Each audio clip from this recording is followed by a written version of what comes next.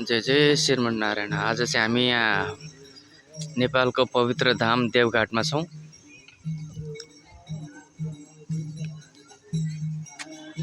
यो चाहिँ पवित्र भूमि तीर्थस्थल मानिन्छ। सीता धरतीमा छिरेको सीता गुफा पनि यही अवस्थित छ। सीता गुफा तपाईको यो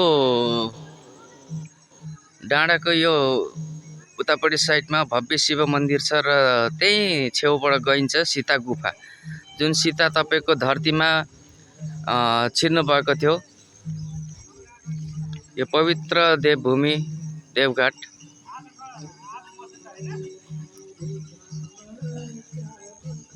हजुरहरु पनि यसरी नै पवित्र धामहरु घुम्न जानुहुन्छ भने चाहनुहुन्छ भने सम्पर्क गर्नुहोला। यही गाडी छ मेरो अहिले 22 सिट भएको एसी गाडी। यो चाहिँ हाम्रो धर्मशाला हेर्नुस्, यो चाहिँ धर्मशाला हो।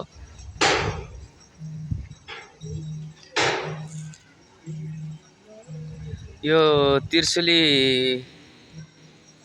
रहेको छ भने उता चाहिँ त्यो मान्छे थुप्रो भएको तपाईले देख्नुहुनेछ। त्यहाँनेरि चाहिँ काली गण्डकी र त्रिशुलीको संगम